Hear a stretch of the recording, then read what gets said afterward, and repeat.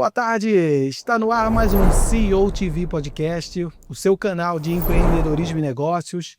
E hoje nós estamos com um convidado que é literalmente iluminado pelas veias e caminhos da dança, iluminado pelos caminhos da arte. Ele vem de uma família que traz um legado de artistas que carregam na veia a dança, a música, a literalidade e herdou desde o avô dons artísticos, passando pelo pai.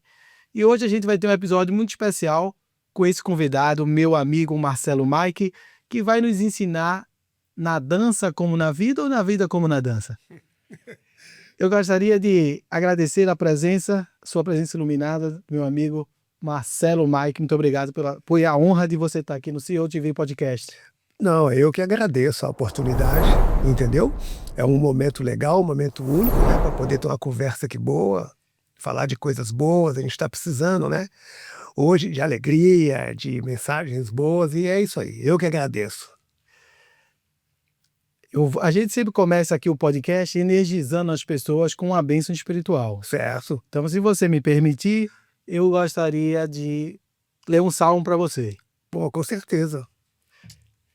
Bem-aventurado aquele que não anda segundo o conselho dos ímpios, não se detém no caminho dos pecadores e nem se assenta na roda dos escarnecedores. Porque o seu prazer está na lei do Senhor, e na sua lei medita dia e noite. Ele será como árvore plantada junto a ribeiros de água, a qual dá o seu fruto na estação apropriada. E suas folhas não caem, porque tudo quanto ele fizer prosperará. Isso é o Salmo 1, uma receita de vitória e de cristandade, que quem seguir essas palavras vai estar sob a bênção e os desígnios, né, que Deus tem para a humanidade. É isso aí, muito obrigado. Eu sou um cara cristão, católico, acredito muito nisso, entendeu? Tá tudo ali explicado, tudo nos evangelhos, nos salmos, só a pessoa ler e seguir, que vai se dar bem. E a galera aí que está no YouTube, a gente está começando aqui mais um podcast. A gente mande as suas perguntas depois, que vão ser todas direcionadas para Marcelo. Quem tem alguma dúvida, quem se interessar por esse conteúdo, não se esqueça de se inscrever aqui em nosso canal no YouTube. Puder também, se fizer sentido para você, também se inscreva nas nossas redes sociais, na CEO TV, seja no YouTube, seja no Instagram, seja no X, seja no TikTok. A gente está aí distribuindo esse conteúdo em todas as plataformas aí de redes sociais, LinkedIn, e vocês todos vão poder escutar essas histórias incríveis aqui do nosso amigo Marcelo. Marcelo, mais uma vez, obrigado, meu amigo, que finalmente saiu esse nosso papo aqui, né? Muito bacana. Amadurecendo um tempo, né? Vem amadurecendo. Então, a gente sempre se falando aí na vida e amadurecendo o tempo, e tudo chega a hora certa, cósmica, né, de essa coisa acontecer, né? A gente quer começar aqui o programa com uma brincadeirinha literal aqui para fazer um break the ice. Nós temos aqui duas pilhazinhas de cartas. Aqui na minha frente tem cartas de business coaching e na sua frente tem cartas de life coaching. Então, para começar, eu vou pedir para você tirar uma cartinha dessa verde e ler para sua própria alma e responder aqui para essa nossa audiência. Pode ser qualquer uma? Qualquer uma. Vou carregar aqui de e-mail, depois. Então, mas vamos lá. Vamos lá agora, vamos ver aqui. Vamos lá. Posso falar? Pode. Quando foi a última vez que você fez um elogio à sua cônjuge, à minha esposa? Cara, é uma pergunta... olha só, a gente às vezes, quando você está casado, né, com a pessoa, você tem que saber entender o temperamento, as coisas e tal, né? Mas sempre quando eu posso, eu sempre dou um elogio, né, assim, para minha esposa. Então, cara, às vezes você passa, fala, tá com a roupa bonita, tá com isso, entendeu? Mas é uma boa pergunta mesmo, hein? Vou fazer agora é a minha vez, né, de perguntar. Vou pegar aqui uma pergunta aleatória, que é uma pergunta relacionada a trabalho, a business, né? Essa pergunta aqui é você já tomou atitudes realmente importantes para atingir os seus objetivos? Sim, claro. Claro, tem momentos que você tem que optar, né, por qual trabalho seguir, por exemplo.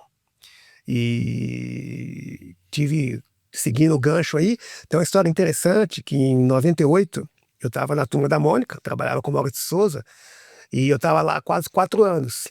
E eu fiz o teste para o primeiro musical da Broadway que veio para o Brasil, que foi o Rent, né? E eu passei, né, com aquela imensidade de candidatos. Cara, eu passei tranquilo no teste, cantei, dancei, representei e tal, e optei por não fazer, porque era mais importante para mim seguir o trabalho que eu estava fazendo, o meu salário, as minhas coisas, em questão assim, pô, é legal você falar, ó, eu fiz um musical da Broadway, eu participei e tudo, pro seu ego é legal, né? E você poderia ter mais acontecimentos, mas eu preferi ficar na Turma da Mônica e continuar o meu trabalho lá, né? Então, assim, foi muito interessante. Nessa época lá tinha muita gente boa fazendo, tinha o Jarbas Homens de Mello, tinha o Tumura, esse pessoal. E o Jarbas, inclusive, era meu amigo antes da gente, antes dele ser famoso, essas coisas todas, né? A gente morava perto ali, 9 de julho. Então eu tive que tomar essa decisão. E a primeira decisão também foi quando eu fui pro exterior, né? Porque eu fui para um país em guerra, cara.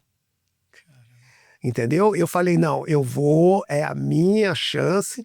Arrumei mais 4, depois mais 3 amigos malucos também que toparam ir para um país em guerra no Oriente Médio, né? Que eu vivi muito tempo em Beirute. Então também foi uma posição difícil, mas, cara, sem medo nenhum. Eu sabia que Deus não ia me deixar, sabe? Que estava preparado para mim aquela oportunidade. Então eu consegui uns malucos aí, a gente foi para lá. Marcelo, você veio, a gente conversando um pouquinho antes, né? Você teve esse privilégio que poucas pessoas têm no mundo, que é ter esse legado a partir da família. Certo. Você teve um avô que foi muito proeminente aí, e depois veio o seu pai também com essa proeminência e essa herança artística já do pai dele, e você teve essa oportunidade que poucas pessoas têm, de ver 2 gerações passando o bastão, contribuindo aqui e ali, com a questão da sua profissão. Dificilmente o filho... Pelé teve um filho que já não foi tanto jogador, o Edinho. E aí o filho de Edinho já se perdeu. O Ronaldo Fenômeno foi o fenômeno, mas o filho já não consegue dar continuidade. E essa geração, a terceira geração, na mesma entoada artística, poucas pessoas conseguem. Eu só vi os Grace chegaram nesse... Hélio Grace, Rorion Grace, os filhos, mas é difícil ter essa passagem de bastão para geração. Então, para começar aqui esse nosso podcast, uma coisa que eu queria ter curiosidade de saber, era como foi esse nascedouro da veia, desde o teu avô, dessa parte artística, e como foi essa passagem de bastão. Se incentivou ou se não? Certo. Meu filho, não tem futuro ou tem futuro? Que era uma época diferente, né? Então, o meu avô, ele foi maestro da banda militar. Olha só, banda militar, né? Na década de 60, e ele ajudou a fundar a banda militar de Belo Horizonte, né? E o meu pai, ele foi um trompetista, que também teve uma carreira legal, bacana, depois a gente vai falar um pouco sobre isso, né? E ele participou do Embrião ali no começo do Clube da Esquina, teve como os amigos o Milton Nascimento, o Wagner Tiso, aquela galera toda ali. E eles foram pro Rio, inclusive, alugaram um apartamento junto, logo no comecinho ali, né? Ainda estava todo mundo começando a sua carreira. Então, assim, eu, quando eu era pequeno, eu não entendia o que acontecia na minha família, né? Porque, cara, meu pai fez arranjo pro pessoal na época que ele morou no Rio lá, morou uma data no Rio, né? Quando criança. E a minha casa era frequentada. Ele trabalhou com Elis Regina, trabalhou com o Milton Nascimento, trabalhou com o Miúcha, Rosinha de Valença, né, cara? Eu até esqueci o nome dele agora, depois eu vou lembrar. Um sambista, Emílio Santiago. Então eu não tinha percepção do que era. Mas eu via boa música, boa qualidade, certo? Depois eu fui aprender quem era essa pessoa. Então, no primeiro momento, eu achava que eu ia ser músico, né? E depois, como todo garoto, queria ser jogador de futebol. E a mudança, a chave que eu te falei, foi quando eu tinha 12 anos, eu estava em 1978. E eu, cara, fui assistir o filme do John Travolta, que é os embalos sábado à noite. E uma coisa curiosa que eu falo que quando você tem que ser uma coisa, não tem jeito. Já está marcado. O homem lá em cima falou, ó, você vai ser isso e tá aí. Porque eu fui assistir o filme, eu não podia entrar na época, era 14, eu tinha 12 anos. E eu era meio pequenininho, eu cresci até depois fazendo balé, essas coisas, né? E o cara olhou para mim e ficou com tanta dó, que eu fiquei assim, eu falei, tá bom, vai, entra. E aquele filme mudou minha vida. Eu assisti aquele filme e falei, cara, é isso aí. Só que olha só, eu queria ser de outra volta.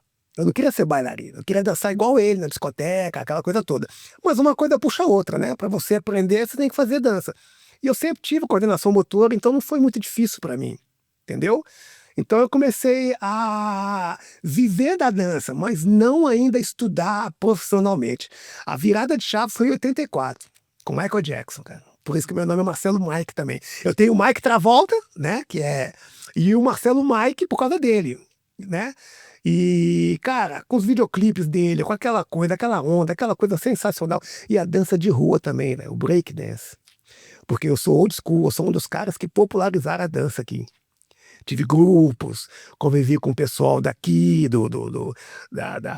da geração aqui do Rio, da galera toda. Então a dança de rua também me impulsionou bastante. E aí em 84, cara, eu comecei a estudar dança mesmo. Eu entrei no Sesc e aí a carreira foi subindo, né, cara? Depois eu fui pro cara que foi um dos, sim, no meu coração, que foi o Maurício Tobias, em Belo Horizonte, que me ensinou muita coisa. Eu fui fazendo, Cristina Helena, Centro Mineiro de Danças Clássicas, um monte de gente foi passando na minha, Valéria Berens. Eu estou falando o nome das pessoas que são importantes na minha vida, né? Eles merecem. E aí a carreira foi decolando, cara, né? Então foi nessa sequência, nessa toada. Se a gente for puxar aí um pouquinho desse momento mágico que você não entendia muito bem na sua casa, que você falou grandes nomes aí, você falou Mireille, Camilo Santiago, Elis Regina, não, tem mais, Roberto Carlos, Gal Costa. Roberto Carlos, cara, eles são os ícones da música. Isso. Os ícones dos ícones aí. E aí, se você puder detalhar mais um pouquinho esse momento do que era o seu pai, era músico? Isso, ele era. Vamos lá, o meu pai era trompetista, né? E ele trabalhou como maestro, fazia arranjo. E quando você está no meio, entendeu? Você acaba conhecendo essas pessoas. E o meu pai foi bom, cara. Meu pai tocou muito bem, entendeu? Ele era, né, tinha um pulmão potente e tal. Sabia solfejar, escrevia né, tudo. Então, essas pessoas passaram, e eu tenho isso tudo gravado, né? Lembro que eu te mostrei. E só que, como eu te falei, eu não tinha dimensão de quem eram aquelas pessoas, cara. Então, assim, mas eu absorvi sem saber muita coisa deles, cara. E era o que? Ensaio que eles faziam lá na tua casa? Eles iam lá, como eu, como amigo. Conhece, tocou junto, um dia passa lá, faz um arranjo, canta, faz uma brincadeira, entendeu? E por aí vai, cara. Sabe, Miele, cara, foi um grande amigo do meu pai também, porque eles tocaram juntos numa boate no Rio, chamava Missê Pujol, que foi uma das boates mais famosas que tinha lá. E quem tocava lá era Miele, aquele, que até o filho dele casou com a Elis. Eu vou lembrar o nome dele daqui, falava, era esses caras que tocavam lá, né? E por aí vai. Entendeu? Grande experiência. Sem saber, já estava absorvendo isso. O seu avô, ele foi um dos fundadores aí da banda marcial. Como foi essa história? Então, o que acontece? Eu, quando nasci, eu sou o primeiro filho dos dois partes, da pai e mãe, o primeiro neto. E eu era um xodó do meu avô. Só que, por incrível que pareça, o meu avô falava que eu ia ser da polícia militar, que eu não ia ser artista. Ele pegava no colo, minha mãe conta, né? Isso aqui é mais um soldado para PM e tal. E, cara, ele morreu quando eu tinha 1 ano de idade. Então, se ele fosse vivo, talvez hoje a minha vida seria totalmente diferente, entendeu? Mas como eu te falei, é a sequência. Mesmo ele sendo artista, maestro, ele gostaria que eu fosse policial. Era a família do meu... tinha uns 3 irmãos que iam da polícia, aquela coisa toda. Entendeu?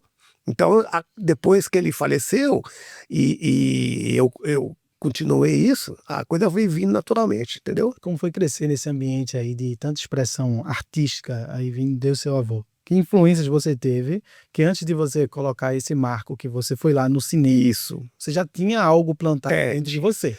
Tinha. Ó, Como foi essa... eu vou te contar 2 casos, por exemplo, rapidinho com música. Antes eu tinha 7 anos, e o meu pai foi fazer um show no Circo Voador, no Rio, com o Castrinho. E ele me levou, né? E eu tava na coxia. E num determinado momento, cara, olha que loucura, olha como é que a vida é legal. Eu vi um bongô, eu tinha 7 anos, cara. Eu peguei o bongô e entrei no palco. Cara, os músicos tocando assim, todo mundo olhando pro meu pai, o meu pai assim, aquele clima entre eles, todo, o pessoal, o público não sentiu. Cara, eu fui na beirada do palco, botei o bongô no palco, só que eu tocava direitinho. Aí os caras fizeram assim pro meu pai, deixa. Roubei a cena, cara, entendeu? Então você vê, são acontecimentos. Só que com 7 anos também, não tinha noção ainda. Entendeu? São coisas que vai acontecendo. E são episódios que eu te falo, eu não conto muito para as pessoas, porque às vezes a pessoa olha e fala assim, esse cara aí, né? Mas aqui é um lugar de contar. Então, é o que eu tô te falando. Agora tudo bem, né? O mundo. É o lugar de contar. Então, isso. E quando eu tinha 9 anos também, teve uma festa na minha escola e começou a tocar rock and roll, né? E eu lembro até a música, era do Come on, baby, na, na, na, na, na, na. E eu comecei a dançar rock and roll e todo mundo parou pra ver, cara. Eu tinha 9 anos. Né? E aí depois desse dia, as professoras falavam... Você já tinha noção da dança? Já tinha feito algum aula? Não, mas eu sempre fui bom de corpo, assim, corporal. Eu joguei basquete, cara. Ó, eu joguei basquete com o treinador Roda Branca, que foi campeão mundial de basquete. Eu joguei futebol, entendeu? Eu treinei vôlei. Eu sempre gostei de movimento, não é? E foi uma das coisas que me ajudou também na dança. E aí eu fui fazer balé clássico, tá certo? E, cara... E aí a vida começou a decolar. E a questão do preconceito nessa época. Tá.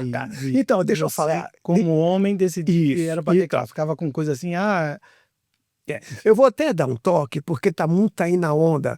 O pessoal fala sobre racismo, fala sobre preconceito. Eu sempre pensei o seguinte: o racismo e o preconceito, quem aceita é você. Por exemplo, a pessoa chegava para mim e falava: ó, o Marcelo Purpurina, ó, o Marcelo Gazela. Cara, eu não ligava. Nunca pegou nenhum apelido pejorativo. Por quê? Porque o que o racista ou o cara ele quer? Ele quer te ver chateado. Ele quer te provocar. E quando você alimenta isso, você está dando força pro cara. Então eu não ligava. Então nunca nada pegou. Sempre fui um cara, graças a Deus, bem tranquilo, entendeu? Então os caras vinham, chamavam, brincavam, faziam bullying. Não pegou. O que pegava, o que eu só fui entender depois, é porque todo mundo queria brigar comigo. Porque eu dançava, chamava atenção, era um cara que sabia conversar e tudo. Mas no bullying, essas coisas, eu nunca tive não, cara. Eu nunca levei 0. Entendeu? Nunca tive preconceito, não. Nunca tive... nunca senti. Entendeu? Então por isso que não pegou, não. E aí essa decisão sua de ingressar e estudar realmente o balé clássico. Começou em 84, eu fui primeiro pro jazz, entendeu? Depois eu ganhei uma bolsa no Centro Mineiro de Danças Clássicas com um professor que chamava Carlos Leite, um cara muito conhecido no mundo da dança.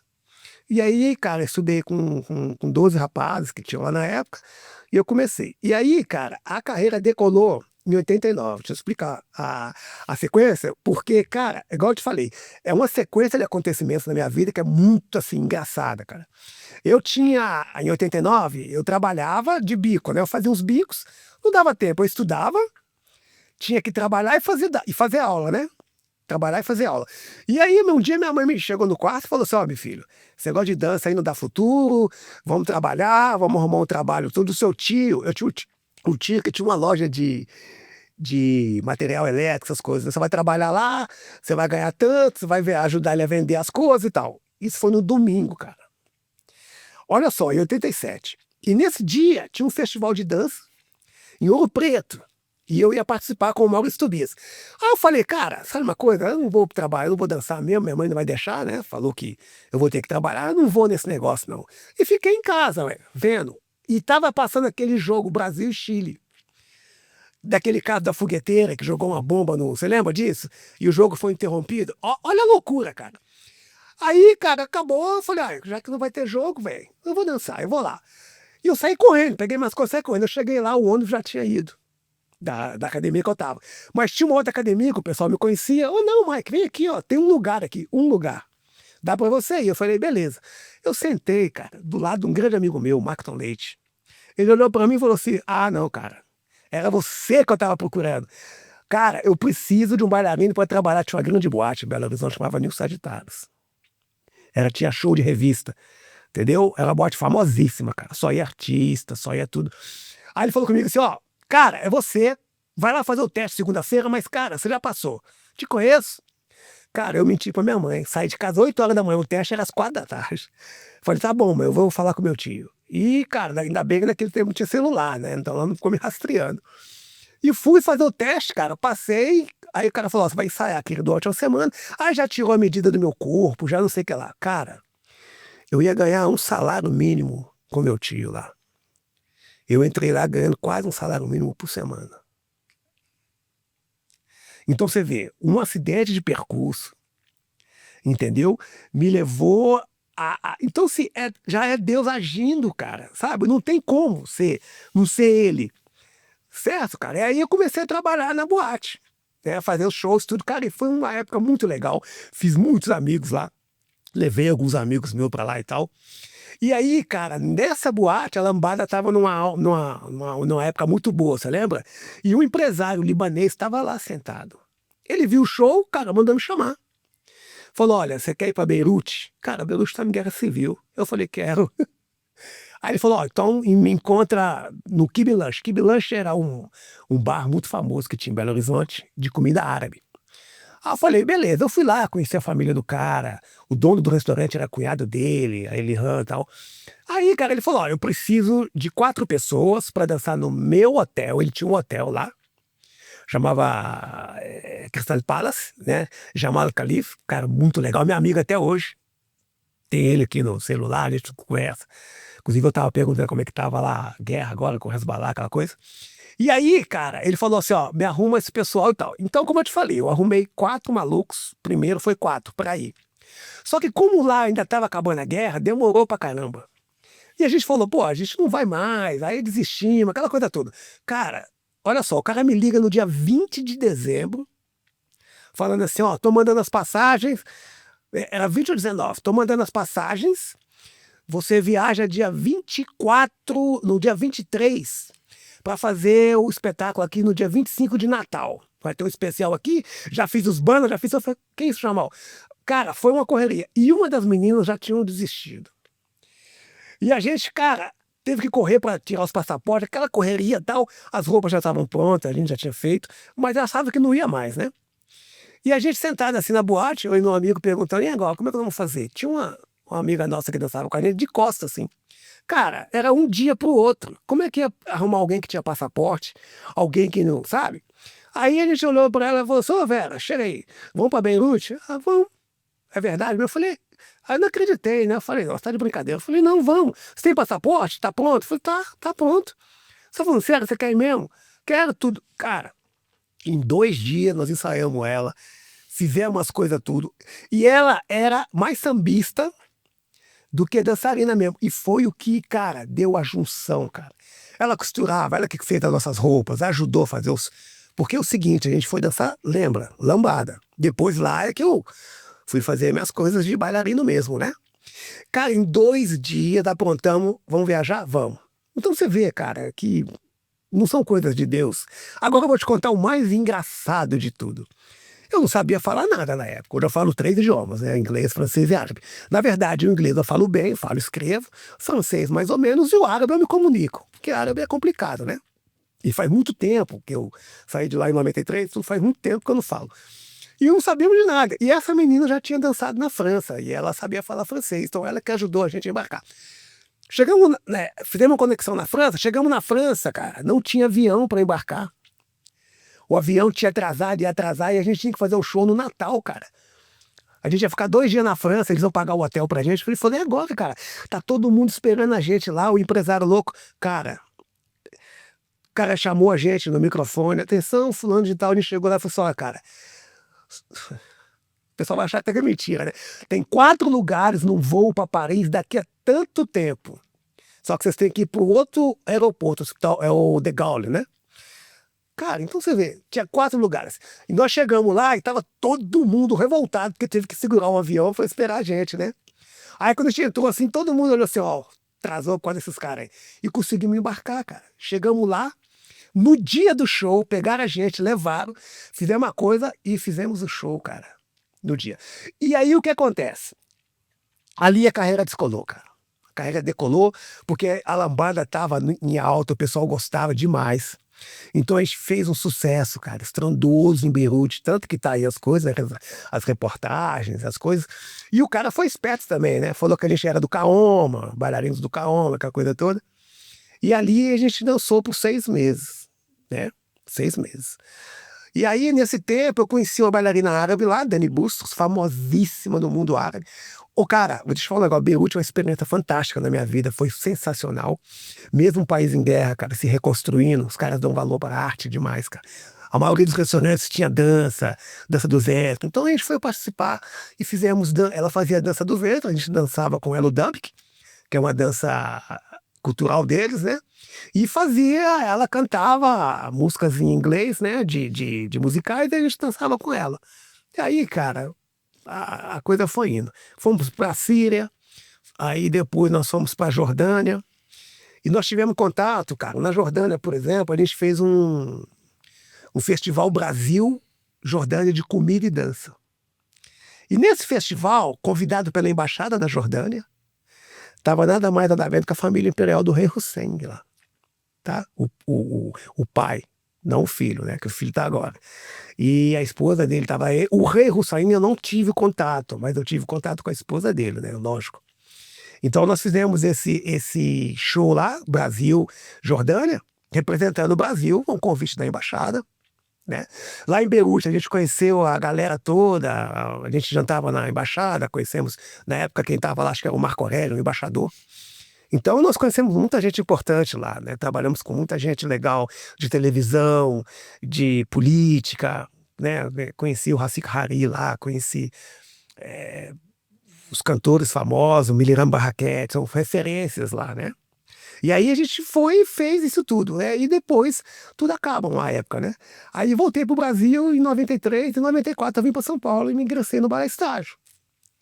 Aí começou a carreira no Brasil, né? Que até então aqui não tinha feito nada. Então aí foi uma sequência de coisas. E a questão da diferença cultural, que eu morei no México 2 anos, você vai ficando naquele ambiente, cada vez que eu tive no México também, eu tive. E vai se mergulhando na cultura, aquilo vai entrando em você. Quando volta, parece que tem um choque. Apesar da gente ser brasileiro, mas o cérebro parece que ele quer se acostumar mais rápido naquela cultura para sobreviver. Acho que é uma coisa do instinto humano. Aí, então, o idioma, o pensamento. Quando tu voltasse para o Brasil, tu achasse o choque melhor, pior, diferente? Então, quantos meses você ficou morando lá? Eu fiquei de 89 a 93. Caramba, 4 anos. Mas lá eu tive na Síria um tempo, né? Fiquei 6 meses na Síria e ficamos acho que 4 ou 5 meses na Jordânia, tá? O que acontece? Beirute é Jordânia, né? Não, Beirute é Líbano. É Líbano. O libanês foi legal porque ele é muito parecido com o povo brasileiro. É mesmo, o libanês. No que se diz a alegria, sabe?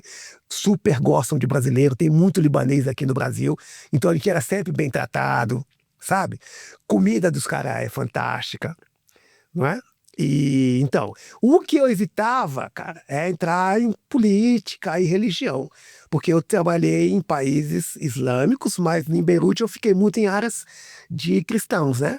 Então eu morei em Sharafi, morei em Baalbek, morei em Kaslik, Abda. Então tinha bairros cristãos e tinha bairros muçulmanos. Mas, cara, eles se tratavam super bem, sabe? Desde que você respeite, cara. Entendeu? Eles me respeitavam, não tinha problema nenhum. E na época eu tinha cabelão, brincão, cara, sabe? Ninguém nunca mexeu comigo. Então, assim. E o fulgor da Guerra Civil chegava. Eu cheguei no final da Guerra Civil, cara. Tá? Quando eu cheguei, foi quando o general A1, que era um general que estava lá, ele foi assumiu, alguma coisa desse tipo. E a guerra deu uma parada. Mas, cara, eu vi lá...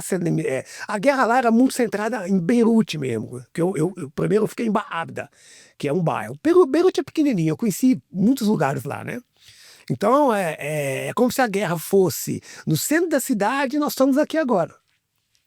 Você entendeu? Então, o centro da cidade todo destruído, cena apocalíptica, cara, assim, negócio que fica na cabeça, eu não podia tirar foto nem nada, e também na época não era celular, não era igual hoje, né? Então, cara, cena assim, é marcante pra mim, foi marcante, foi muito legal. Mas, cara, um povo sofrido, um povo bom pra caramba, e foi uma época maravilhosa pra mim, cara, sabe? Foi tanto de dinheiro quanto de conhecer gente legal, sabe? Como é que era lá? Eles alugavam lá uma casa para vocês? Isso. Eu morei no hotel, né, com o pessoal lá, e quando eu tava com a Dani Bustos, ela arrumou um resort pra gente morar lá na época, né? E depois que a Dani Bustos, que eu perdi o vínculo com o meu coisa, eu sobrevivi por conta própria. A gente mesmo alugou um apartamento lá e ficou morando lá. Porque a gente tinha um salário legalzinho, dava pra sobreviver tranquilo. Não pagava comida, cara, não pagava restaurante, a gente era famoso, às vezes o cara nem cobrava, sabe? Então a gente era bem famoso, era conhecido na rua, cara, os caras pediam autógrafo, entendeu? Fiz muitos amigos, cara, muita coisa legal. E a dinâmica era cantar em restaurantes ou era um show específico feito Broadway lá? Tinha feito Broadway, então tinha Era um dança, show fixo. isso, tinha dança do ventre. Então a gente incorporava jazz, musicais, ela cantava músicas da Madonna, a gente fazia um back, aquelas coisas back vocal, né? E tudo focado em dança, música e canto. Essa volta para o Brasil aí, qual foi o primeiro start de por onde começar ou por onde recomeçar, morar de novo? Foi difícil. Tá? O choque, aí que entra o choque. O que eu vou fazer agora da vida? Porque você estava acostumado a um padrão altíssimo lá e de conhecimento. Né? Todo mundo sabia quem eu era lá. Não, aqui no Brasil nada ainda. Aqui no Brasil nada ainda. Então, eu vou te contar, o que eu falo, as histórias são fantásticas. Eu trouxe um dinheiro, lógico, só que eu fiquei 1 ano só fazendo uns bicos lá, e o dinheiro acaba, cara. Eu tinha os meus últimos $100. Aí eu tinha uma tia, ela ia passar o carnaval. Lá ganhava em dólar. Ela ganhava em dólar. Ela falou assim, ó, você tá sem trabalho, quer vender água para mim na praia, no carnaval? Eu falei, eu quero então, estou precisando de dinheiro. Só que ia ter uma audição no Balé Estágio, no dia 9, e era justamente no carnaval. Aí, cara, eu lembro que a tia falou assim, ó, reza, pede a Deus para te mostrar o caminho. Eu rezei, falei, não, tia, eu vou fazer o teste. Tá? Mito, eu vim para o teste do Balé da Cidade, São Paulo. Eu não passei nesse teste. Só que nesse teste eu conheci um amigo meu, que era de Belo Horizonte, estava lá, e ele falou, para, também não passei não, dia 9 vai ter a audição do Balé Estágio. Mas como assim não passou? Pô? Já era um balé não profissional. O balé da cidade de São Paulo era... Muito técnico, é? É balé clássico. Era balé classicão mesmo, com contemporâneo. O estágio, eu passei, depois eu vou te explicar, ele tinha um lance mais voltado para a cultura brasileira. Era balé clássico, mas com coisas voltadas à cultura nacional. Então os números tinham muito a ver com a nossa cultura, né? Então tinha, por exemplo, samba, tinha chorinho, tinha espetáculos de contemporâneo, então deu para fazer. E aí, cara, eu falei com meu amigo assim, eu falei, ó, fica aí comigo, fica na casa da minha tia, eu te dou uma guarita lá para você poder fazer o exame. Ele tava sem dinheiro também. E aí no domingo, a audição era no sábado, dia 9, ou na terça, dia 9, não lembro. No domingo eu falei, cara, eu vou voltar para Belo Horizonte, eu vou trabalhar com a minha tia. Eu não vou passar também no Balé Estágio, não. Aí dá aquela depressão. Cara, aí eu vou te falar. Eu fui para a rodoviária, no domingo à noite, comprar a minha passagem. Comprei minha passagem para 8 horas, era 7h30. Sentei no banco da rodoviária. Do nada, me cutuco aqui, eu olho, é meu amigo. O que você está fazendo aqui? Eu falei, Jurandir, eu vou voltar para Belo Horizonte. Ele falou, não. Como vai voltar, cara? Eu tô comendo na sua casa e tudo. Eu falei, não, já falei com a minha tia para te receber lá. Pode ir lá, fica lá. Ele falou, não. Você vai vender a passagem? Você vai vender a passagem? Eu falei, então tá, vendi. Os 2 passaram na audição. Então você vê, cara, são histórias fantásticas, cara. É um negócio... É Deus, cara, agindo. Como é que você tá na rodoviária de São Paulo, cara, e você encontra seu amigo de Belo Horizonte? Aí eu falei, o que você tá fazendo aqui? Ele foi levar uma amiga dele que não passou no exame para voltar para Belo Horizonte. Eu tinha meia hora, faltava meia hora pro meu ônibus chegar, ele me cutuca, cara, atrás. Não tem. E os dois passam. E eu hoje é um grande bailarino também. Os dois passaram, cara. Então, aí entrei no Balé Estágio. O Balé Estágio foi uma experiência fantástica também. Fiquei 2 anos lá. E depois aí eu fui pra Turma da Mônica. Aí depois eu fiz, trabalhei no SBT, trabalhei na Globo, trabalhei na Manchete, fiz Sul-Americana Caminhoneiro, fiz Alô Cristina, fiz vinhetas, comerciais, um monte de coisa. E a vida foi indo. E eu sempre fazia uma pegada aqui, outra pegada aqui, eu ia indo. Tá certo? E aí, tem outra história legal também, por exemplo, esse musical da Broadway, que eu tava na Turma da Mônica. Eu não fui para fazer o teste. Eu fui levar uma pessoa, que na época era coreógrafa da Turma da Mônica, e eu fui levar ela lá, fazer companhia. E eu cheguei lá, lógico, tinha um monte de amigo na fila, né? Ô, Mike, você vai fazer? Eu falei, não, você vai fazer, faz, porra. Você canta, dança, representa. Não, faz. Eu não trouxe nada, cara. E eu tinha na mochila, porque eu toco violão, toco gaita, essas coisas. Eu tinha uma fita de blues, cara, de estudo de blues. Só com a levada, né? É você ter trazido aí o violão, pô. Tudo bem, mas Já vai. eu pensei nisso, mas, né? Aí o que acontece? Eu falei, então tá, vou fazer. Cara, eu entrei numa padaria lá, peguei. O pessoal vai achar que eu tô tirando onda. Peguei um papel de pão, cara. Cortei no formato de uma folha A4. Peguei uma foto 3x4 que eu tinha, coloquei um clips. Só coloquei assim, cara. Marcelo Mike, bailarino profissional, DRT número tal. Só isso. Não dei informação, não dei nada. Só que quem veio pra cá foram os americanos pra aplicar. Foi o primeiro musical. Só que o americano tem outra visão, ele não quer saber de papel. Ele quer saber você no palco. E aí eu passei e acabei não fazendo. Aí todo mundo fala assim, não. Aí eu te mostrei, né? Saiu meu nome no jornal e tudo. Só que eu optei, cara. Mas foi duro, cara. Às vezes era pra ir lá pros Estados Unidos? Não, foi aqui no Brasil, Era foi no pra Teatro fazer. Zácaro. Entendeu? Foi no Teatro Zácaro. E ali, cara, eu decidi não fazer. Entendeu? Minha carreira poderia ter tido uma outra visão, né? Uma outra, sei lá. Ou não, talvez, né? Eu poderia ser famoso. Mas eu nunca quis ser famoso mesmo, cara. Ser famoso deve ser Por que chato. você teve o clique de não fazer esse musical? Porque eu tinha 4 anos de trabalho, carteira assinada, eu ia perder muito dinheiro, né? Lá era o quê? Era pontual? Era né? 6 meses. 6 meses. Eu não ia trocar minha carreira, de que eu estava na Turma da Mônica de 4 anos, só para poder falar, eu fiz o musical. 6 meses. E depois, cara? Entendeu? E essa história da Turma da Mônica, como foi que você entrou? Você fez que personagem lá na Turma? Cebolinha. Cebolinha. Pode contar outra história legal? Pode tá. Contar. O Balé Estágio perdeu o patrocínio, ele tinha um patrocínio da Klabin. Aí eu fui mandado embora junto com outras pessoas lá. E você sabe, depois você tem um certo tempo, você tem que ir no sindicato, né? Para você homologar. E eu fui no sindicato da dança na época. Né? Na época era SATED. Cara, tinha uma placa assim, ó.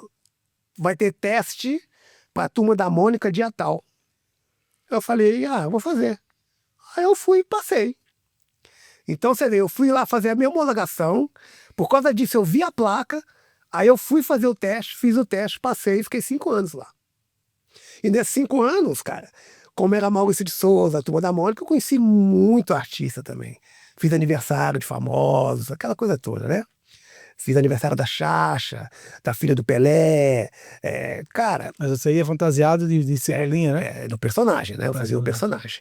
E aí, por causa que eu estava na Turma da Mônica, ia fazer o trabalho, as pessoas iam, levavam os filhos para assistir. Então a Xuxa esteve lá, o Luciano Huck, Sangalo, e você acaba conversando, porque você tem um status, né? De ir no camarim, cumprimentar a gente. Então eu conheci, não é que se eu falar com ela, eu sou o Marcelo Mike, ela não vai lembrar, não vai?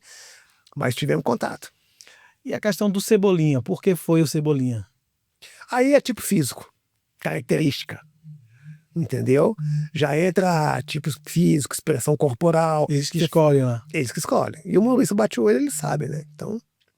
E era o Maurício que escolhia isso? O irmão dele, Márcio de Souza, que dirigia a parte musical da coisa. Aí nós fizemos o teatro da revistinha, fizemos um monte de coisa. A gente ia na entrevista com ele, nas bienais de livro, não é? Só que veja bem, era o Cebolinha, não era o Marcelo Mike.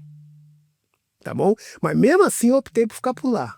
Porque no Ranch ia ser o meu nome. E quem fazia a voz do Cebolinha?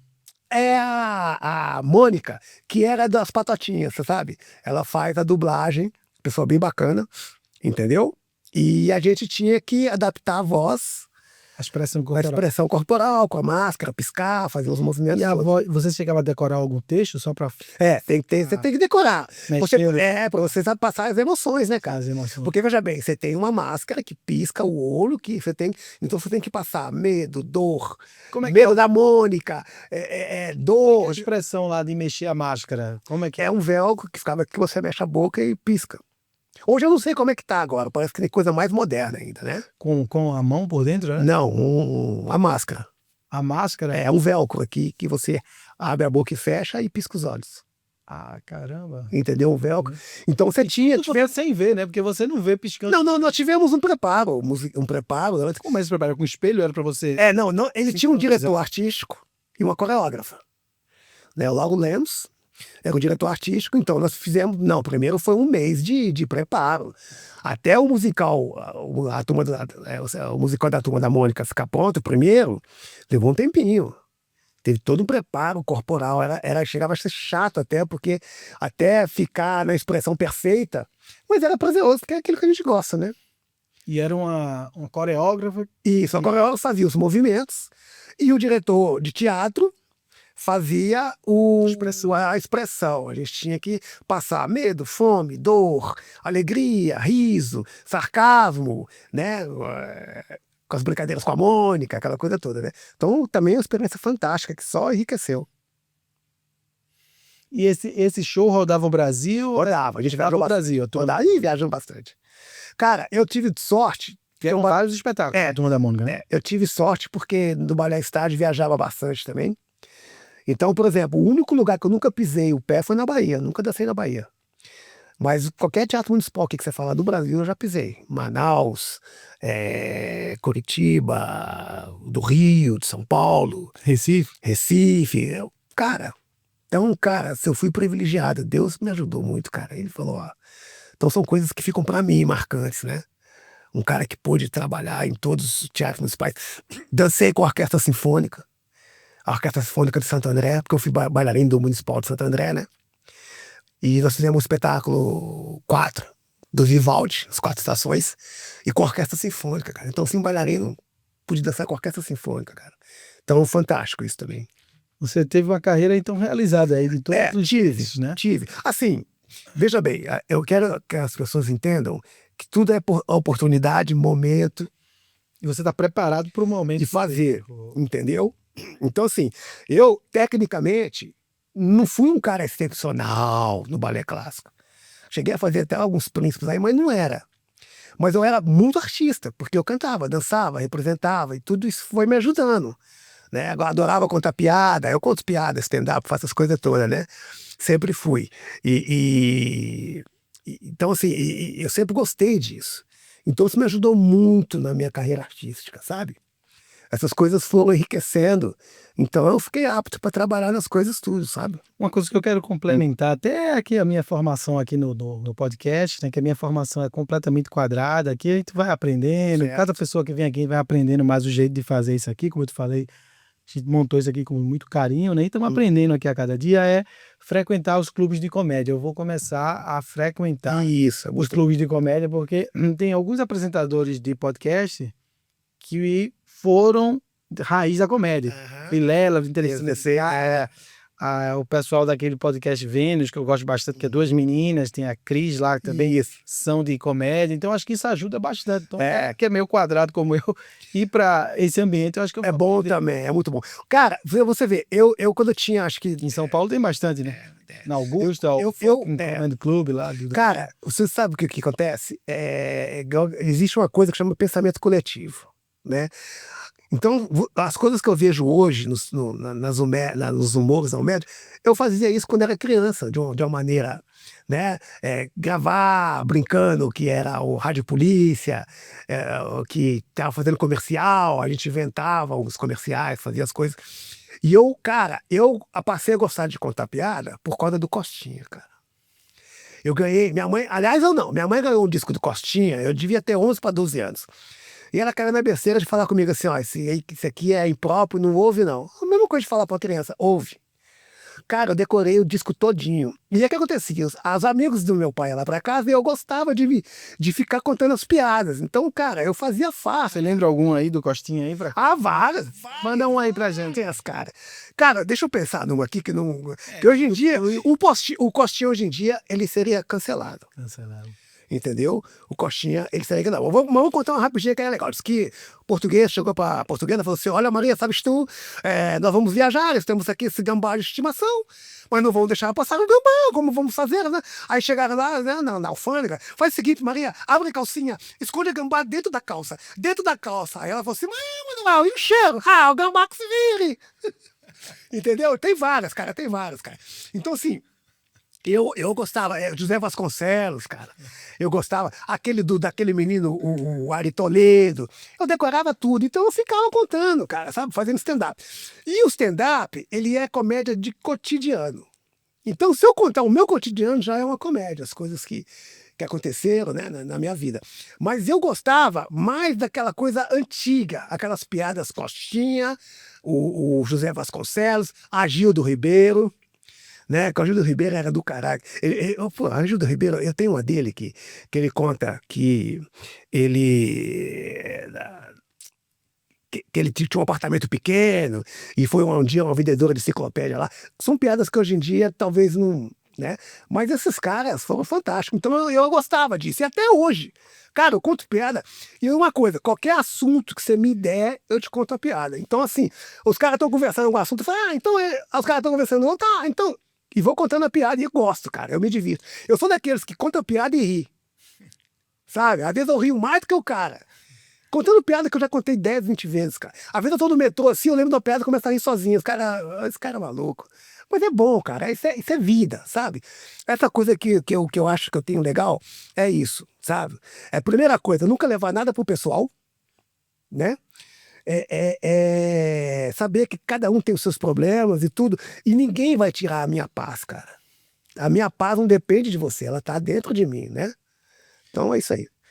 Como é que foi esse lance aí de você fazer uma transposição para a questão da TV, que é totalmente diferente a cenografia, o ângulo, a câmera, a dinâmica da TV, em detrimento ao teatro, né? Certo. Como é que surgiu isso e como você embarcou nessa questão da TV? A primeira coisa que eu embarquei foi que eu tinha uns amigos na época do Balé Estágio que falaram comigo, ó, vai ter um teste no SBT pro Alô Cristina. Vai lá. E eu fui fazer o teste. Só que no primeiro momento era só teste de dança, né? E aí, como eu já tinha um pouco da Turma da Mônica, mesmo que é teatro, ela tem um time diferente, mas eu não acho assim, tão diferente, né? Para fazer. Então isso me ajudou bastante. Mas era dança no primeiro momento. Então não era teatro. Então foi fácil. Aí depois, quando eu fui fazendo outras coisas, você vai ganhando gancho no caminho. Para a moçada mais nova. Porque, na verdade, mesmo. Dar uma dimensão do que era esse Alô Cristina, como é que era o programa? Eu fiz a abertura dele, né? Eu era aquele, Alô, Cristina. Então tinha a abertura do programa, onde a gente dançava com ela, pegava ela do aeroporto, fazia as coisas todas, e depois eu fiz alguns bicos. Aí, lá no SBT, eu fiz a vinheta do SBT uma vez, aí eu fazia a figuração no... Chegou a ver o Silvio Santos, tinha contado? Não, o único que eu não vi. Eu vi o Celso Portiolli, um cara bacana, conversou comigo. Eu vi o Ratinho, eu vi o Rick Martin na época lá, entendeu? Como é que eu falo? Essas pessoas, assim, né? Então, você vai fazer os trabalhos. Agora, veja bem, tudo nesse primeiro momento foi mais trabalho com dança. Entendeu? A novela a gente dança lá, entra sambando, tinha até a Maite Proença fazia o filme. Na novela eu ajudei a coreografar e fiz algumas coisas, entendeu? Na novela América. E ao Pecado Mortal a gente fez a abertura, entendeu? Com o Henrique Straubler, não lembro, dançando uma dança dos anos 70, aquela coisa toda. E essa questão da TV, foi um treinamento totalmente diferente para vocês fazerem? Como é que é a preparação do teatro para a TV? Como é que é essa transposição? Por exemplo, na TV você tem que fazer as coisas muito rápido, né? Então você recebia, a coreógrafa recebia a música, então você tinha um dia para ensaiar e um dia para gravar. Entendeu? Então era 30 segundos na TV é muita coisa, muita né? coisa. Então, Então você tinha que você passava 2 dias assim, dava para nada, cara. Você só dormia, acordava, já tinha que ir para lá, né? Depois gravar. E na época era legal, pagava bem, sabe? Eu não sei como é que tá hoje, né? Mas aquela coisa, você fica lá atrás, o cantor tá aqui na frente cantando, e você fica lá atrás. Então, nesses acontecimentos, você faz amizade com o Daniel, conheci o João Paulo Daniel antes de morrer, né? O João Paulo, a Sula Miranda. Eu trabalhei com a Sula Miranda quase 1 ano do programa dela, viajava com ela. Jaine, a loira do rodeio, trabalhei com ela um tempão, a gente viajava bastante os rodeios. Chegava no rodeio, você encontra o pessoal no camarim, fiz 2 Criança Esperança. Aí no camarim você tem contato com a galera toda, né? Paulo Ricardo, Lucinha Liz, essa galera toda. Mas assim, são contatos que o cara, você é artista, a diferença é que você não é famoso, o outro fala. Então não é uma amizade, é um contato. Como eu tô tendo aqui com você agora, bate um papinho, o cara nem vai lembrar. Mais que a gente se conhece, né? Bateu alguns papos. é o mesmo ambiente, porque ali, Artista. ali tá de igual para igual, né? Artista para artista, né? Não tem nenhuma diferença. Igual, e muita gente assim pergunta, pô, como é que era fulano? Eu falo, cara, ali nós temos uma relação artista-artista. A diferença é que eu não sou famoso, ele é, mas é artista. Então é um tratamento. Com o público, eu não sei como que é. Entendeu? Então as pessoas que eu viajei, por exemplo, Jaine era simpática, não é? Daniel era simpático, o pessoal. Então, com o público é diferente do tratamento com o artista. E aí, nesse momento daí da sua vida, você ficava entre o teatro e a TV ou parava quando você vai fazer teatro, você para a TV, quando vai fazer TV, para teatro? Não, é tudo junto, cara. Você tem que ir onde o dinheiro tá, como fala, onde o seu trabalho tá. Porque, cara, você tem que estar sempre... Porque você ganha um dinheiro, mas o dinheiro vai acabando, né? Ao menos que você consiga um trabalho regular, né? Mas você tinha trabalhos que são trabalhos assim, ó, 2 meses para um, 7 meses para outro, são trabalhos fechados. Na Turma da Mônica, não, foram 5 anos. Porque é uma vida muito intensa e maluca, né? Você vai se entregar completamente no trabalho, só que o trabalho dá um pique e acaba. Isso é pra você ver, tem muita gente famosa que hoje está passando dificuldade, né? Então é isso, você tem que estar correndo, cara. Aí desconstrói tudo aquilo que você trabalhou, mais fazer aquele espetáculo e já vai para outro. Isso, mas o amor à arte é maior, cara. Né? Porque, cara, eu só tenho a agradecer a Deus, eu fui muito feliz, cara, muito legal. Não pelos trabalhos, cara, pelo ambiente. Fazer o que ama, né? Isso. Fazer o que ama uma vida inteira, né? Fazer. Eu sou quase, põe aí, 40 e tantos anos de profissão. E a questão dos filmes, aí você me comentou que participou da A Hora Mágica, algumas participações também com a Maitê Proença, como é que foi? Então, isso aí a gente foi fazer um teste, tem a audição, e você é selecionado e vai lá. Então é a mesma coisa, você passa um tempo gravando e depois você faz a filmagem, né? Então, por exemplo, no filme A Hora Mágica, que é um filme, acho que se não me engano, de 98, cara, a gente dança um samba, né? Eu nem lembro. Tinha um cachê bom participar desse filme? Tinha. Cara, eu acho que naquela época era melhor que hoje. Hoje a pessoa quer, às vezes, fazer troca de imagem, né? Hoje tem uma parada que dizem, somente nas grandes emissoras, né, para não citar o nome aqui, de que pô, já é um prazer você estar aqui. Isso. Então a sua imagem está sendo exposta. E aí, a partir daí, você vai buscar comerciais, a exposição, mas aqui você não vai ganhar dinheiro, você vai ganhar dinheiro lá fora. Existia isso? Não, existe ainda. Hoje é assim? Ainda é. Mas como é que o artista vai sobreviver assim? Cara, tem que ser muito dinâmico para ficar buscando fora, né? Veja bem, na verdade, quando você sai na Globo, você é visto pelo Brasil inteiro. E você vê, por exemplo, nas famosas, tem os caras lá, passa o nome, aquela coisa. Então você já tem um gancho ali, cara, que ajuda, entendeu? Mas, mesma coisa, tem muito ator global que hoje está sem trabalho também, né? Então, é a vida, cara. Você tem que ir sem medo e ir fazendo as coisas. E as coisas vão acontecendo naturalmente, cara. E esse meio artístico aí, você tem roupa, você tem perfume, você tem que se posicionar bem socialmente para avançar, para ser convidado para os lugares e ser percebido como artista. E o dinheiro deve ganhar muito, mas também deve gastar muito. Frequentar lugares, festas, tudo isso gasta, Eu sempre, por exemplo, gostei de usar bota. E uma coisa que é engraçado, talvez por causa do meu pai, que meu pai também era extravagante, usava umas roupas legais. Eu, desde pequeno, sempre gostei de ser diferente. Entendeu? Então, na escola eu era totalmente diferente. Diferente como assim? Na maneira de vestir, a maneira mais ousada, mais legal, mais artista. Entendeu? E é isso aí. Hoje eu descubro que já é disso, já foi vindo. Eu agia como um artista sem saber que eu seria um artista. Entendeu? Então, estava no sangue, lógico, já veio. E as coisas foram acontecendo do jeito que eu te falei. Fantástico, cara. Essas experiências aí que você teve aí com Ana Maria Braga, como é que foi? Então, isso aí foi o seguinte, entrevista. Né? Mulheres, Ana Maria Braga, Fantástico, Video Show, são entrevistas. Então, por exemplo, em 2002, trabalhava no balé da cidade de Santo André, era o primeiro bailarino do Ismael Guiser, e a companhia foi chamada para dançar no programa do Clodovil.